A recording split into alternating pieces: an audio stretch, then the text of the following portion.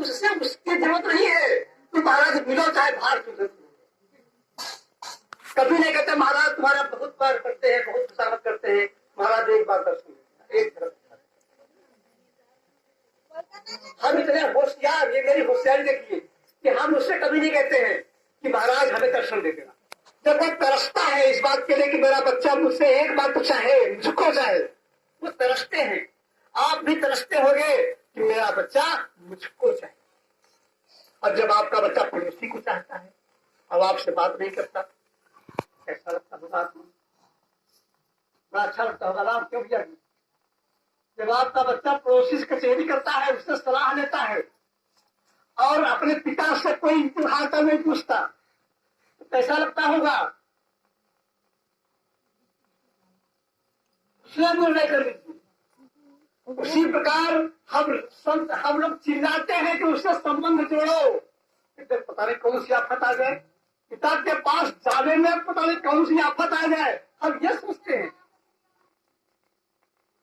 अब हमारी सोच क्या बनी है कि पिता के पास जाने में, पिता को मिलने में, पिता का नाम स्मरण करने में कोई ऐसा हो तो हमारे ऊपर कुछ पहाड़ टूट पड़े तो डरते हैं। हम कहते रहे नहीं, अभी नाम नहीं सकता, अभी कुछ करना। अरे तुम्हें माफ करने वाला, अगर माफ करने वाला अगर दुनिया में कोई है तो सिर्फ पिताजी ही है, दूसरा माफ नहीं कर सकता।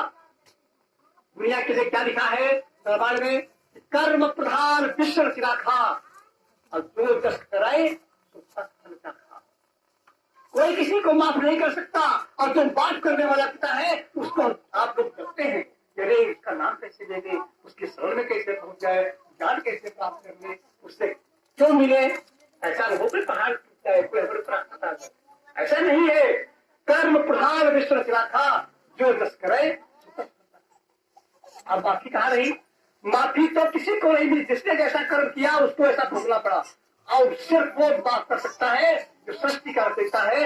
आपका हमारा दुनिया का पिता है, दुनिया को बनाने वाला है, उसकी भक्ति आप खूब करो, हंसी खुशी करो। आपसे गलतियां भी होंगी, ऐसी कोई बात नहीं है। कर गई केस करे जो घाता, कर गई केस करे जो घाता, तू न हेत उतारे माता। वो इतना दयालु है, वो अपने बच्चे को कभी सता नहीं सकता, परेशान नहीं कर सकता।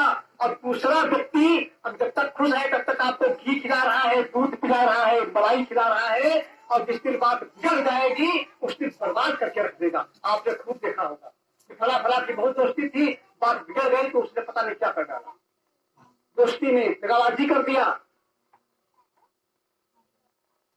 पति पत्नी ने धोखा, पति ने पति को धोखा दे दिया, पत्नी ने पति को धोखा दे दिया, बच्चे ने बाप को धोखा दे दिया, बाप ने बच्चे को धोखा दे दिया। खूब देखा होगा। टेंशन तनाव पैदा हो गए, अपने पराये हो जाते हैं, स्वार्थ बस। सुर नर मुनि सबके यह रुचि, और स्वार्थ पाए करें सकती। अगर ये स्वार्थ कोई दुनिया में है तो मेरा पिता निस्वार्थ है, उसका कोई स्वार्थ नहीं आपसे, किसी प्रकार का लेना देना नहीं। इसलिए हम फिर रिक्वेस्ट करेंगे, एक बार प्रार्थना करेंगे फिर कि आप लोग उस मालिक से जुड़िए, उस परमात्मा से जुड़िए। तो अभी हमने कहा कि 2 कदम हमने बताए थे, पिताजी से मिलने के लिए आपको 4 कदम चलते हैं। 4 कदम में 1 कदम हमने बता दिया, दूसरा कदम बता दिया सत्संग का दूर। तीसरा कदम उस नाम को जान लेना, उस विधि को जान लेना, उस योग को जान लेना, जिससे पिता परमात्मा का साक्षात्कार होता है। तीसरा कदम। चौथा कदम फिर बताएंगे। 3 कदम वो भी आसान है, निःशुल्क है, कोई पैसा नहीं पड़ता। अब आइए, दूसरा कदम तो मैंने समझा दिया, अब तीसरे कदम को बताएं कितना आसान है। नाम का सुमिरन करना, तीसरा कदम, नाम को जानना और उसका सुमिरन। अब नाम कितना आसान बता दें आपको। दुनिया में अभी हमने कहा था, दुनिया में अगर आसान है तो सिर्फ भक्ति आसान है, परमात्मा को पाना आसान है, इसके अलावा कुछ भी आसान है, सब कुछ कठिन। अब नाम का सुमिरन की तरफ जिससे आप लोग घबराते हैं, अब नाम के विषय बता दें आपको। फिर चौथा कदम बताएंगे। नाम का सुमिरन करोगे कोई आपको न पैसा पड़ेगा न समय की बर्बादी होगी। आप संसारिक काम करते रहे, माया के काम खूब करो, कोई जरूरत नहीं रोकने की। लेकिन हमारी माताएं बहनें खाना बना रही है तो नाम का जाप कर सकती है। ये भी नहीं कि स्नान करके तब नाम बैठ के अपना घर बाहर रही है, साफ कर रही है, कपड़े साफ कर रही है, नाम का जाप कर सकती है। कितना आसान, क्या भी इससे कितना आसान होता है। आप सब्जी लेने बाजार जा रहे हैं मार्केट को, नाम का जाप कर सकते हो।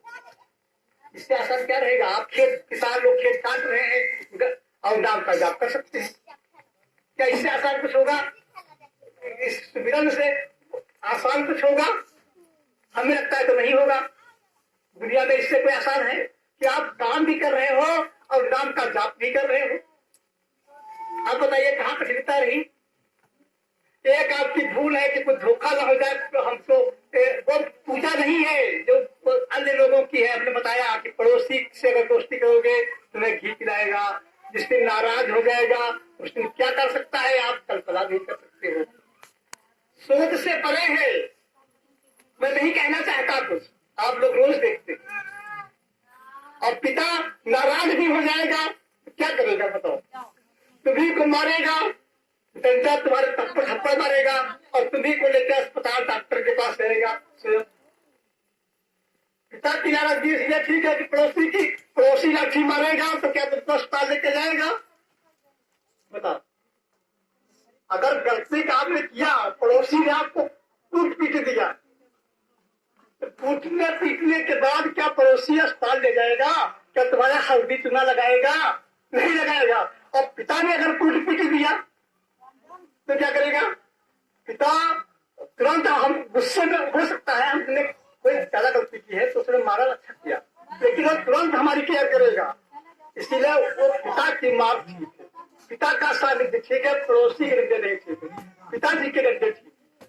इसलिए पिताजी की शरण में जाओ, उसका नाम का जाप करो और नाम